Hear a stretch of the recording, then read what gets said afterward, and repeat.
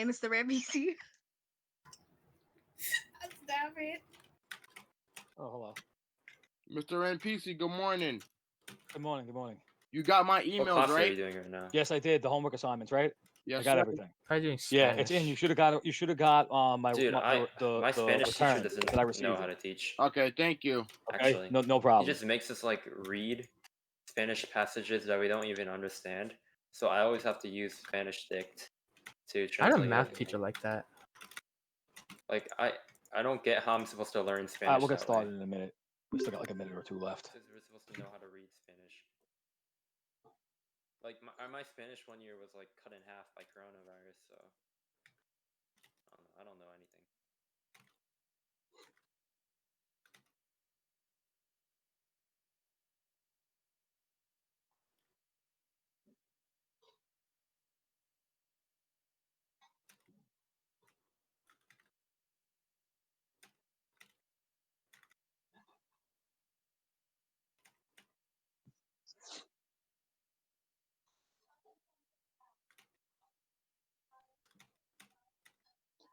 All right. So last week we finished up everything that I had on absolute value equations and absolute value inequalities, and then um, we learned how to solve absolute value equations. We learned how to graph the solutions to absolute value inequalities, and that's pretty much it for now with absolute value. That's pretty much everything I have for that.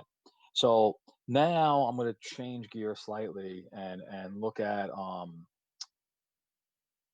linear equations today. Okay, and then after this, we're going to see something about we're going to see something on solving three an equation with three variables. That's probably one of the harder topics we're going to have, and that's going to probably be Thursday and Friday, and it's going to even cut into next week.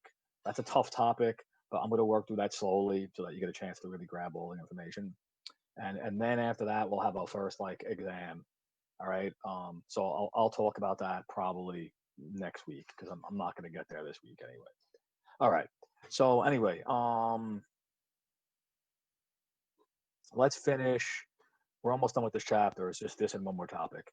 So let's work with the linear functions. So we have seen stuff with linear functions previously. We saw it in the very beginning of the school year.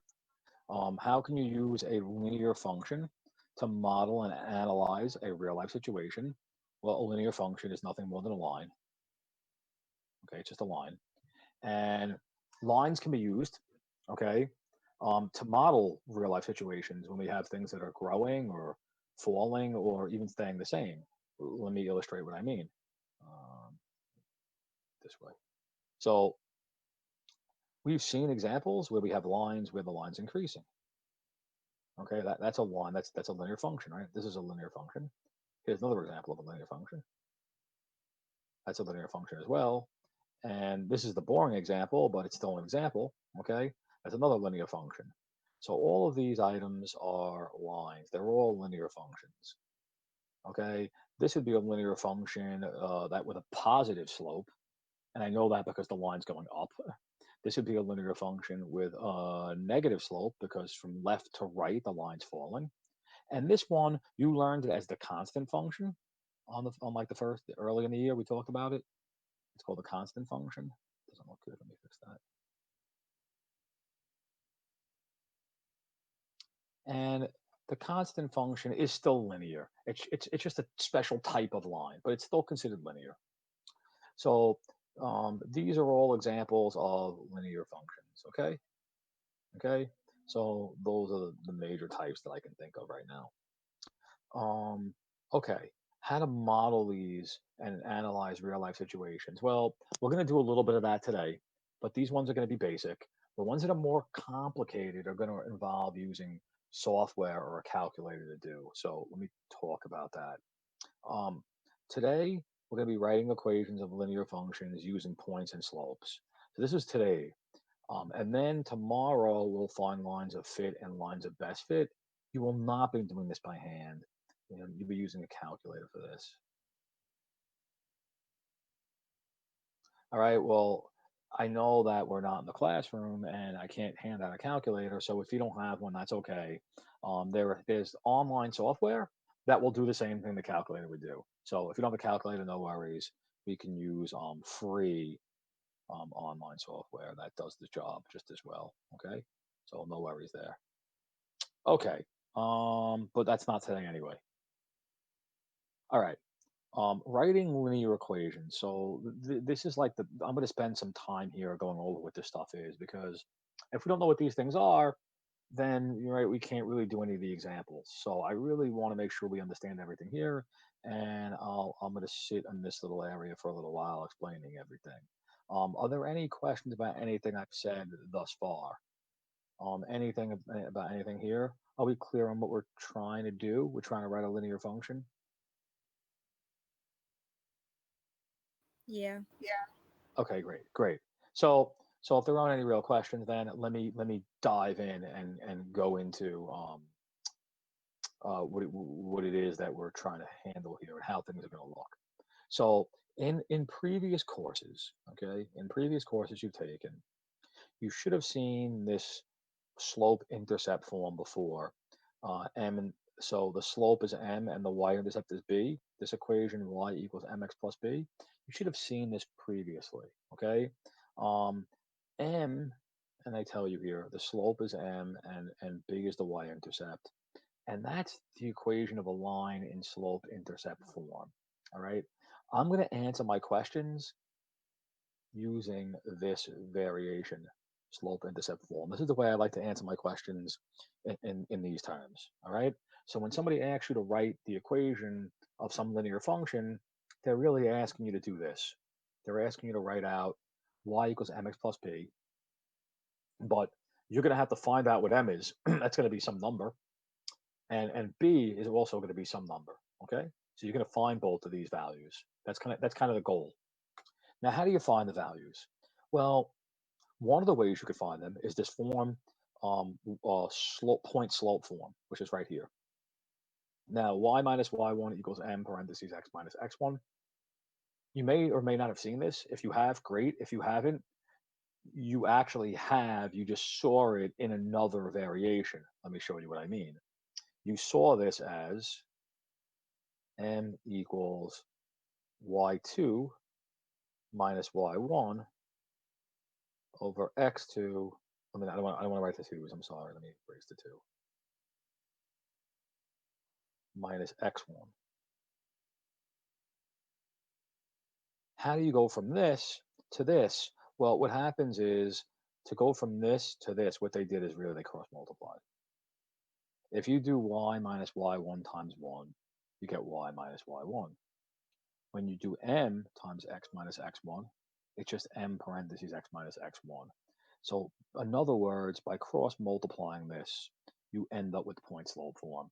That's all it really is. What I'm trying to say here is that this form is really this form, just another. It's just written a different way. That's the same thing, just written another way. So there's no real difference between those things there. It just looks different. That's all. Okay, there's no actual difference. So this is something to bear in mind because you can use this or this to answer questions. And I know that most of you are probably more comfortable using this, okay? Because when you're in the earlier grades, Algebra 1 and Geometry, the teachers tend to favor this form over this form. I don't know how true this is now. I know in the past that was always true, but some teachers will actually just do it this way too. So I'll show both, okay? It doesn't make a difference to me. Both of them do the same thing because they are the same thing. So given points, first use the slope formula to find m, which is really this. Then use the point slope form with either given point. Okay, so yeah, so you can technically leave your answer in this form. I don't really like doing that. I'd rather have it in this form, but it's kind of up to you. All right. Personally, this form to me is more useful because when I see this, I get a mental vision. I can basically tell what the line looks like from this form, where here it's not so clear. So I prefer answer my questions this way, but this is acceptable too. All right. So now that we have a understanding of what these things are, let me just go through what they exactly mean when you look at a line in the coordinate plane, because that's really important. So if you're thinking about a line in the coordinate plane, okay, if we're thinking about a line in the coordinate plane, okay, so we have a line, but there's some line in the coordinate plane, and make it more, okay? So a line like this, and let's make this, I don't know, 8.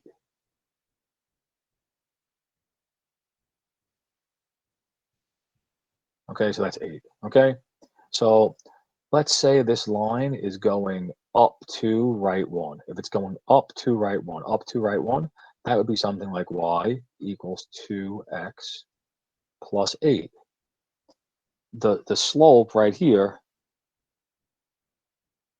the slope, what that is, this is your rise over run. Rise over run. And in the textbook, we refer to that as delta y over delta x, which just means the change in y divided by the change in x. So if m is 2, technically underneath 2 is an invisible 1. So the slope is really 2 over 1, which means you go up. For every 2 units you go up, you're going to go right 1 unit.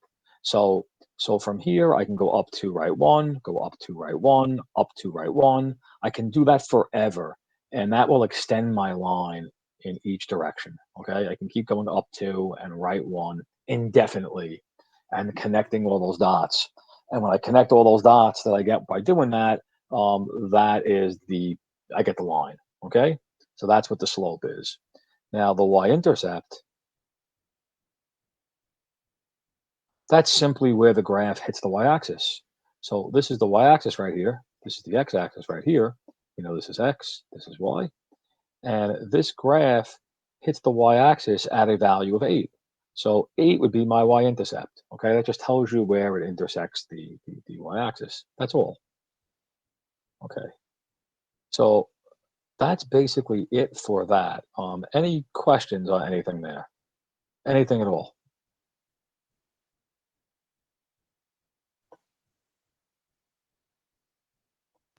Okay, so I'm assuming if there aren't any questions that we're good. So then let me go to the next piece. Let me go to the actual question, okay?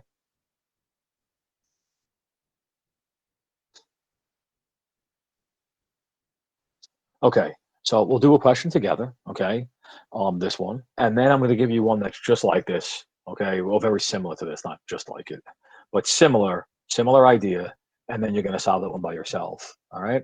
So if you get stuck here, just please ask me any questions. Let me just take the important formulas and write them on this page. So I know that one of the things I could use is m equals y minus y1 over x2. Oh, I keep doing that, x minus x1. You know what? If you want to write the little 2's, it doesn't matter. You can do that. This is the same as doing y minus y1 equals m x minus x1. At the end of the problem, though, I like to write my answer this way: y equals m x plus b. And this is what I'm going to use for my answer. Okay, I'm going to put it in this form. All right. The graph shows. So let's see. Writing a linear equation from a graph. So I basically want to take this. I want to take what I see here, and I want to write a linear equation. I want to have something like this at the end. Okay. So the graph shows the distance of asteroid to 2012 DA14. So that's just the name of the asteroid. The name of the asteroid is 2012 DA14. It travels, okay, the graph shows the distance. So the distance that this asteroid travels in X seconds, okay? So I have time, I have my distance on the Y-axis and my time on the X-axis. So this is miles, distance in miles, and this is the time in seconds. So just so make sure we're reading this right. So after 1 second, it's traveled a little more than 4 miles. After 2 seconds, it's traveled, I don't know, maybe this is what, 4, 12, 20. Okay. So in 2 seconds, it's traveled, I don't know, about 10 miles maybe. After 4 seconds, it's traveled about, I don't know, maybe 19 miles, a little less than 20. At 5 seconds, it's traveled 24 miles. And at 6 seconds, it's traveled, that's probably about 20, a little more than 28 miles. Okay. So I hope we can read this correctly. The time goes on the right, and the time is on the x-axis, and the distance is the y-axis. Let's see what they want. Write an equation for the line and interpret the slope. I'm not even going to bother with. I'm going to stop right here because this is part B. All right. So write an equation for the line and interpret the slope. So I want to use what I see here, and I want to write the equation of the line. When I'm done, okay, my line should look like y equals mx plus b. That's what I should get as my answer, something like this. All right. So I have to figure out what that is. Well, to do this, I need to know what m is, and then I need to know what b is. I need to know both. So to find m, I can use this. For m, I can say y2 minus y1 over x2 minus x1. And that's really easy. I have coordinates. I have 0, 0 as one coordinate. And then I have 524 as the other. Once I have two coordinates, the problem is really simple. Okay, I can just use this and I can get the slope. So I'm going to label this as x1, which makes this y1. It's always x comma y. And then I'll label this x2 and y2. And now I can just substitute these in. I can say m is equal to y2 minus y1, which is 24 minus 0, divided by the difference in the x's, x2 minus x1, or 5 minus 0. And that's 24 over 5 as the answer. That's my m. Or if you want to write it as a decimal, you can do that. 24 divided by 5. What is that? 24 divided by 5, 4.8. Okay, so that's your, either one of these is your slope. Now this is one way to find the slope. Okay, let's call this method 1. And I'm going to be using method 1 in the next example, so I'm not going to do it both ways each time. The other way to find the slope, method 2, and I will not be using method 2, but I want to show it to you in case you want to use it. Method 2, you could find the slope using this formula here. Okay, so method 2, you could use y minus y1 equals m parenthesis x minus x1. And that's the same thing. You can make your, let's use x1, y1 as zeros, right? So minus 0, y1 is 0, y1 is 0, x1 is also 0.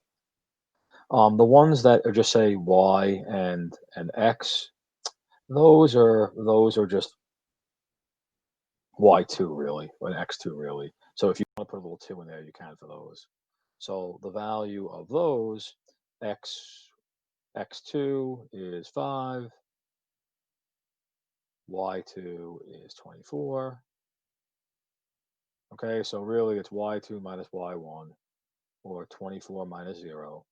And this is x2 minus x1, or 5 minus 0. And that's where I got those numbers from.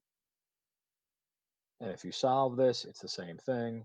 24 minus 0 is 24. 5 minus 0 is 5. So you get 5m. Doesn't quite look like the other answer yet.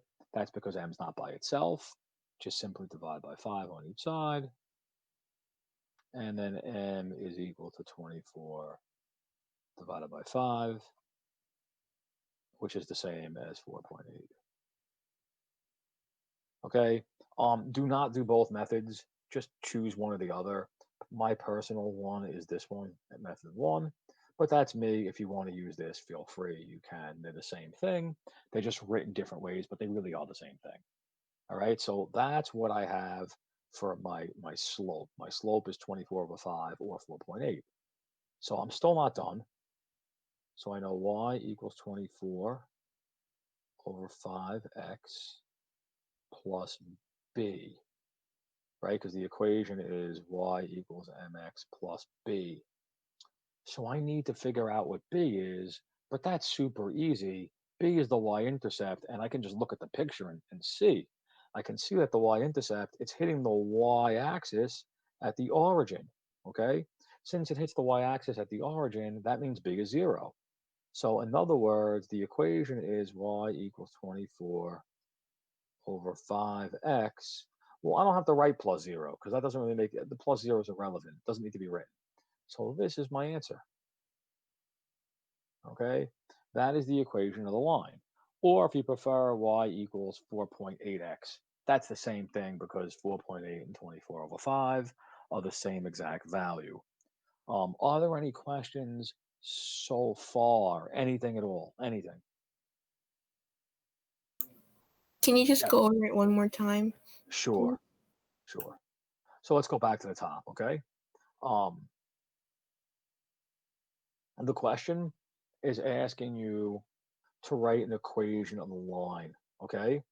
So I have a line here. I want to write the equation. And to write the equation, I would like you to write it in y equals mx plus b form, okay? Can you do it other ways? Sure, you could. But I like seeing it this way because it's a little more, it gives it a little, it's a little, this form's a little more meaningful in terms of in making an interpretation of the graph. So I'm going to try to write my equations this way.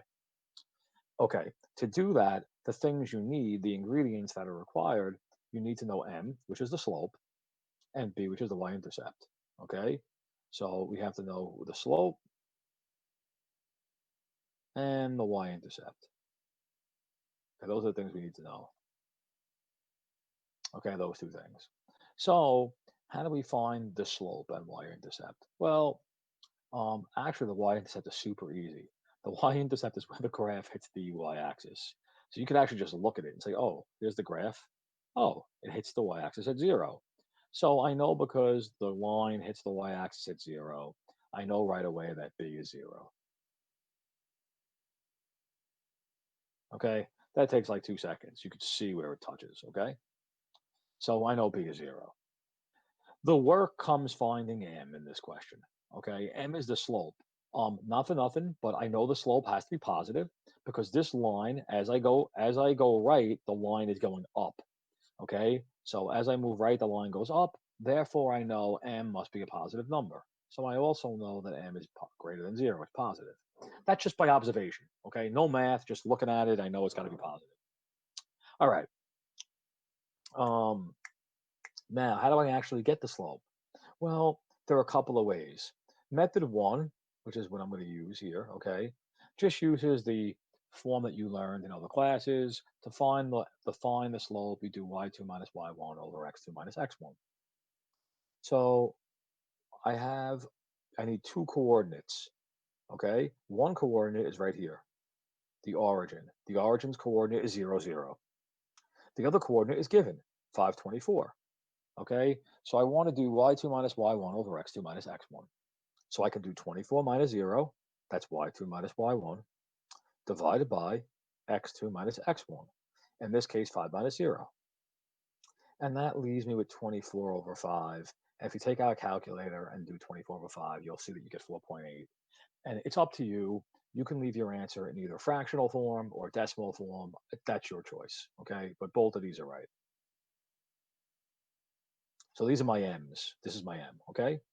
I'm not going to go through method two because it's unnecessary. It's the same as method one, just another way of doing the same thing. So this is don't do method two. Pick either this one or this one. Do not do both. That's pointless. Just pick one. So I chose this way is better, I think, in this example. So that we got our slope. So y equals 24 over 5x plus b, and we said b is 0. So y equals 24 over 5x. That's the equation for this line. If you want to write it as a decimal, you can write it as y equals 4.8x, which is the same answer. Questions now? I hope that's clearer. Anything?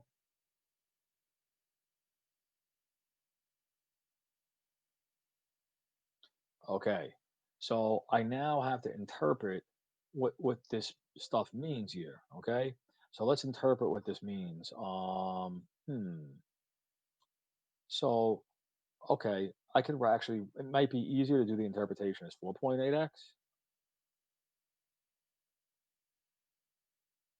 All right, well, first of all, what is the slope talking about here?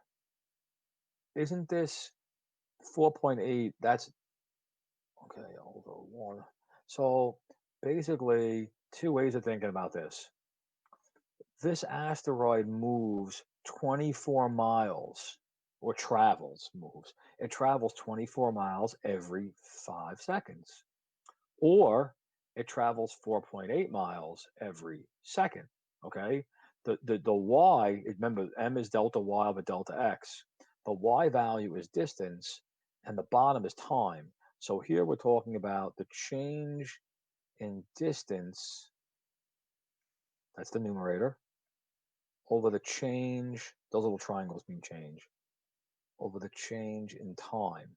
So you have two ways of answering this. You could say this asteroid travels 24 miles every 5 seconds, or you could say the asteroid travels 4.8 miles every second.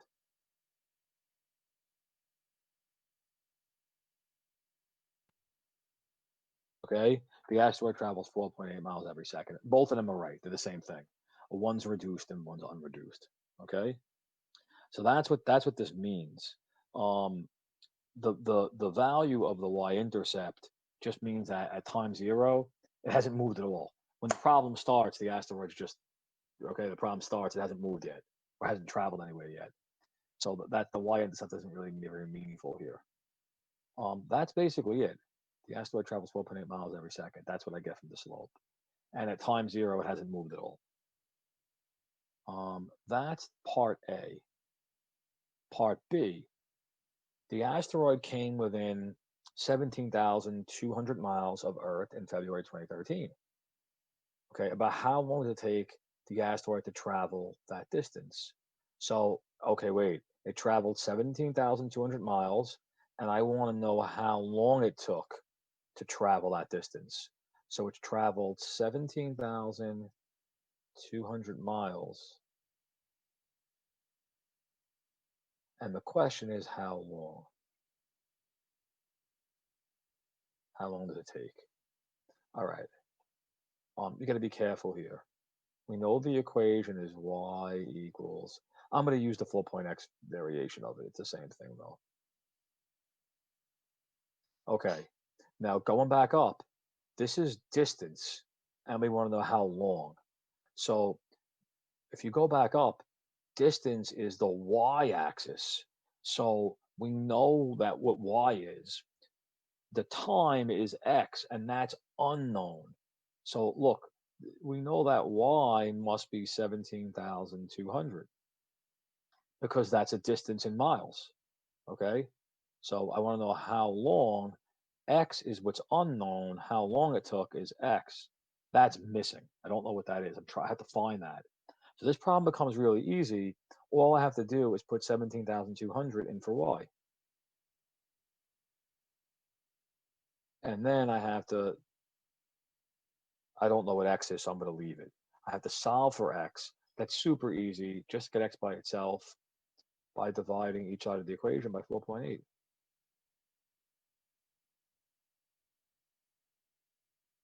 Okay, and when I do that, a calculator is definitely necessary here, so let me just use one. So I have to do 17,200 divided by 4.8.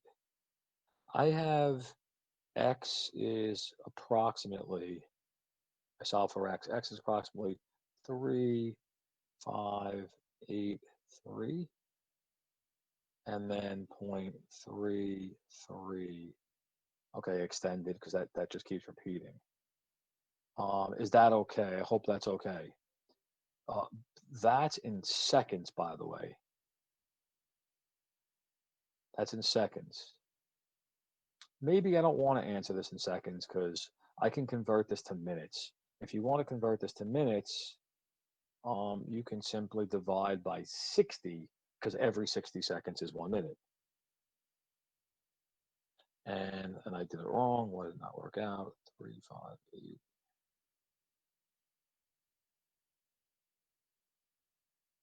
I have like 597, a little more. Something's not right. The calculator give me a hard time.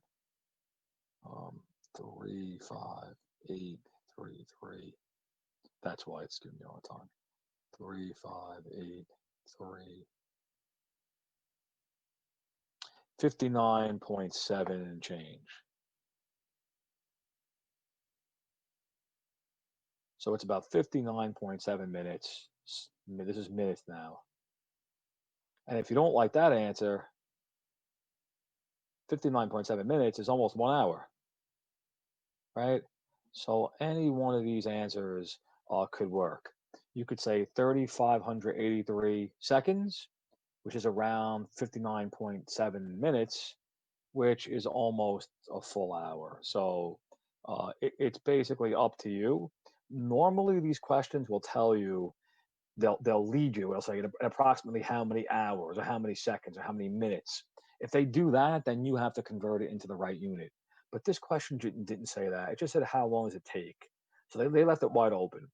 You can answer the question in seconds, minutes, or hours. For me, I prefer one of these two because I don't know, 3583 seconds doesn't really have a feel. I know how 59.7 minutes feels. That's an hour. I can feel that. Either of them are right, though. It doesn't make a difference. Just read the question carefully because typically they tell you the unit they want you to use. I think I purposely left this one open-ended so that I could show you all 3 possibilities that I could think of here. And that's basically it for this one.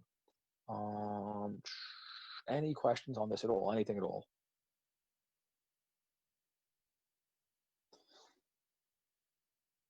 Okay, so if not, then I'm going to move to question 3, which actually 2, which you're going to work on. I'm just going to read it to you. I'll tell you what's expected, and then I'll give you some time to work on it, and then we'll go over it, and that'll probably end the period. The graph shows the remaining balance Y on a car loan after making X monthly payments. So they want us to write an equation, the line, and interpret the slope and y-intercept. That's part A. Part B, what is the remaining balance after 36 payments? Let's not worry about this yet. So first, they want you to write an equation of a line. So we know the things that we could use for an equation of a line. We know that we could use M. Let me put these over here so you guys can see it. So M equals y2 minus y1 over x2 minus x1. If you prefer, you could use the other form, y minus y1 equals m x minus x1. And I like to answer the question using y equals mx plus b. Okay, so these are the tools that you need to do this question. Everything is listed here. So let's see what they want here, and then I'm going to let you do it. The graph shows the remaining balance Y on a car loan. Okay. So it looks like we start here. And the balance, by the way, if you don't know what that means, the balance is what you owe on the loan. So as you make payments, what's happening to the balance? Anybody want to comment on what they say? Just don't give me any numerical values. Yeah, it's decreasing. Thank you. Okay, it's decreasing. As you make payments, the amount you owe goes down. So that makes sense, okay? So I could see that this line is decreasing. As you move right, the line is going down. It's decreasing. So just a piece of advice here. I know my M my m is going to be negative. Okay, I know my m has to be negative because this line's going down. Okay, um, so they want us to write the equation, and we know that m is negative. So let me give you a minute. Use the things you see here. The only thing I can help you out with is you do have coordinates. You know that one of the coordinates is 0, comma 18. This is given to you. And another coordinate is 10, comma 15. So using those coordinates, okay, you're going to be able to find the slope. And then after you do that, you should be able to find the y-intercept as well. So let me give you 3 minutes for this, and then we'll take a look at it.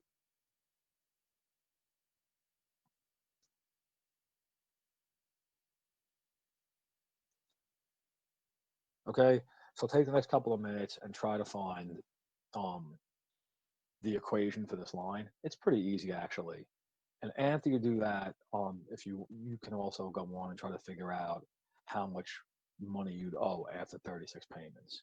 And then we're going to look at both of these. So take the next couple of minutes and try to solve that.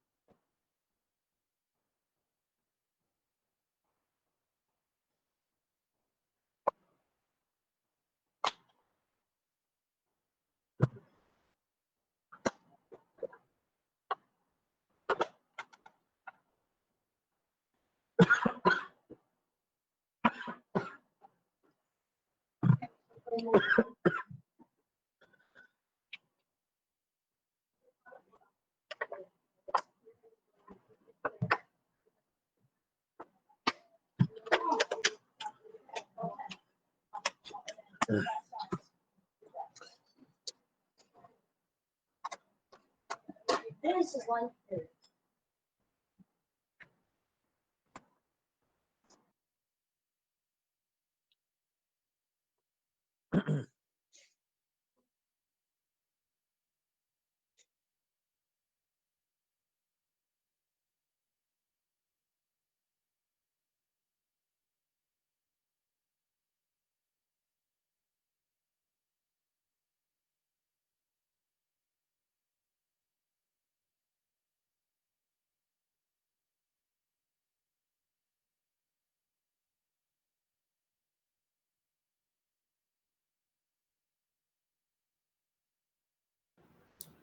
Sir, you said Sure. the slope was going to be negative, right? Yes, yes. Okay. It has to be because the graph is decreasing as you move from left to right. So it's got to be a negative slope.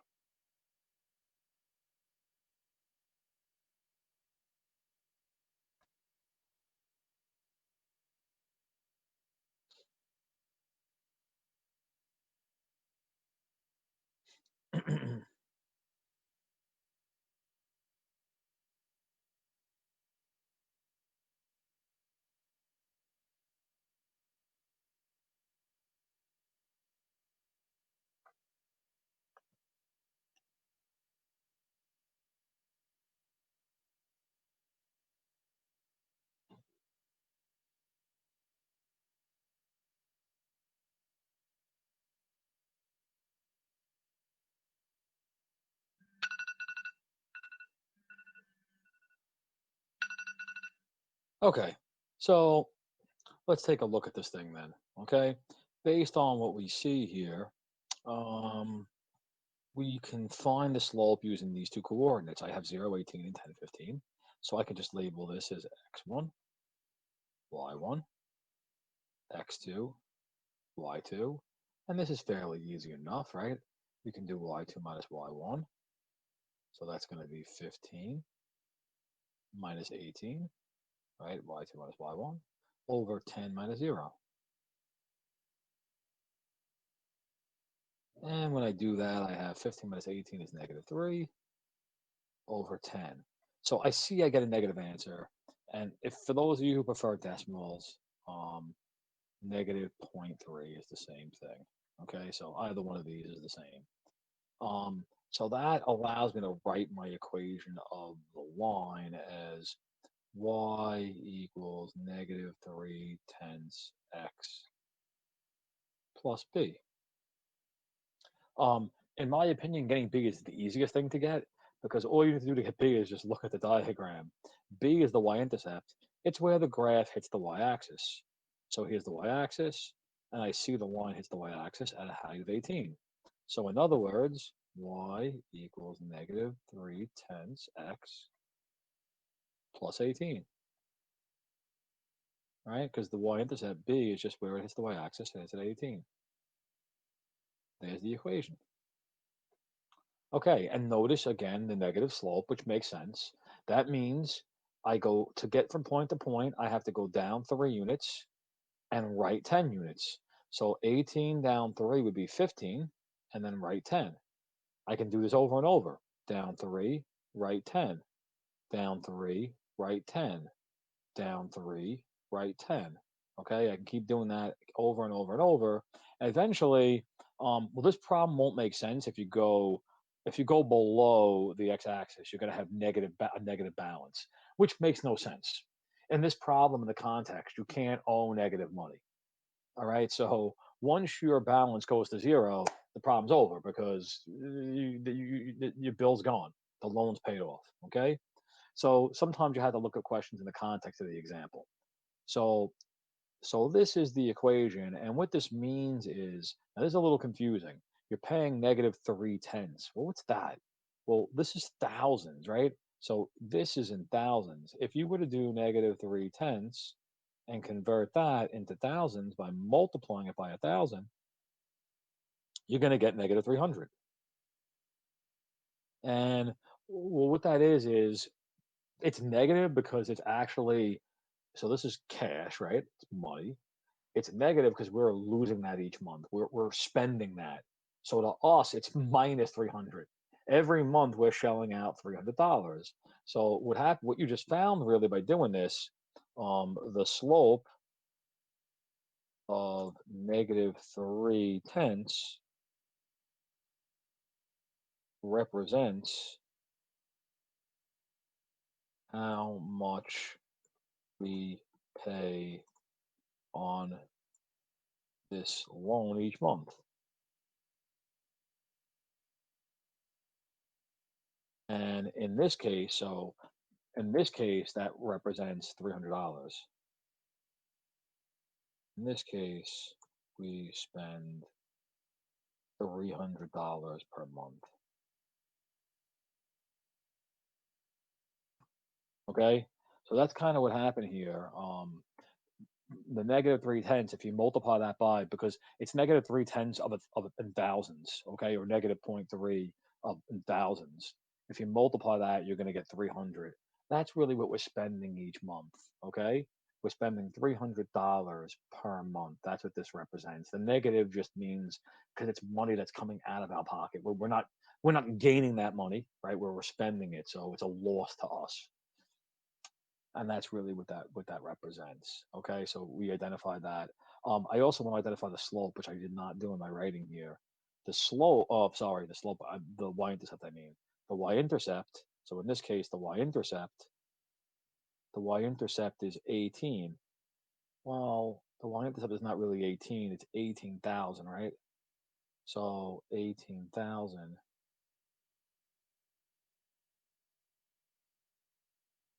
Anybody have an idea what the 18 or 18,000 is? What does the 18,000 represent? Remember, the 18,000 is a common. Yes, I heard something. I'm sorry. What was that? Yeah, balance. The balance at time zero, right? It's the balance at time zero. So that has a meaning that's actually the money that you borrowed, correct? If you owe 18,000 at time zero, that's what you borrowed. So basically, the 18,000 represents it's what we borrowed. 18,000 is at time zero, is at t equals 0. So that's what we borrowed. We borrowed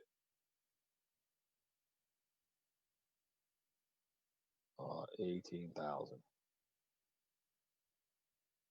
Okay.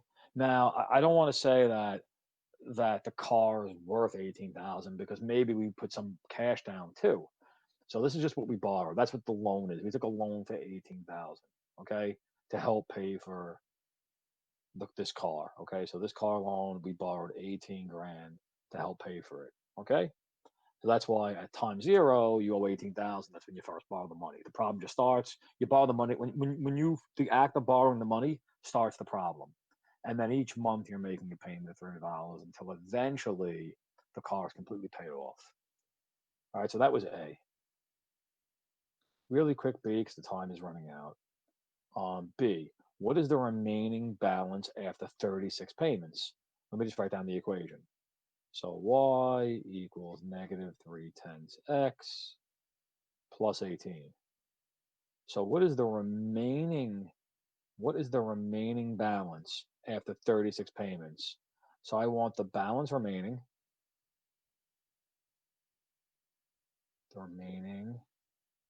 balance, and I know the payments, right? The payment, I want the payment to be 36. Remember, if you look at it, the number of payments is X. The X-axis is the number of payments. And the Y value, right? The Y value going up and down here, that's the balance, okay? So I want to know how much I have, how much I still owe after 36 payments. Now I'm going to do it algebraically, but just as a visual guide. After 36 payments, well, 36 payments is like here, because this is 5, 10, 15, 20, 25, 30, 35. 36 is a little after 35. So a little, I could see that I probably owe, I don't know, a little more than 6 grand, maybe 7, a little more than like $7,000. So it looks like after 36 payments, I owe around 7,000. Okay, I'm estimating here. So I know my answer should be around 7, maybe 8, something like that. That's how much money in thousands of dollars that I still owe. So how do I get the exact value? Well, I use the equation. 36 payments. 36 is X. I want to know what Y is, how much I owe after 36 payments. So I want to find Y after 36 payments. Now you need a calculator again. So let me multiply this out. Do my calculator really quick. So 6 times. Negative 10.8. Thank you. And when you add 18 onto that, 7.2. 7.2. And this is in thousands of dollars, right? So $7,200, which is going to become, you multiply by 1,000, 7,200. So your balance would be $7,200. So my estimate wasn't too bad, right? I said it was like 7 grand, maybe a little between 7 and 8. So yeah, this answer was appropriate. That's what you'd owe after 36 payments. By the way, if you go to 60, after 60 payments, I believe you'd owe 0. Okay. And another way of doing this, you can just keep subtracting 300, right? Every month you lose 300. So every payment, the bill goes down by 300. And that'll also give you this answer. All right. I'm sorry. I want to be respectful of your time. I'm a little over already. So let me stop. If there are any questions, please email me. If not, or ask me now. If not, we'll finish doing this tomorrow. Okay. There's another assignment, but that other assignment won't be due until tomorrow night. And if I don't finish for tomorrow for whatever reason, I'll push it back to Thursday. But I should be finished with this by tomorrow. You could start the homework. You can't finish it because I didn't cover everything, and you're not going to do all the questions. So I would wait till tomorrow to start. Okay. All right, guys. Sorry I'm over. Enjoy the rest of your day. Please be safe, and I will see you tomorrow. You too. Later. Bye, All right, Mr. take it easy. NPC. Bye. I'll see you tomorrow. Bye. Catch you later. Later. Bye. Bye.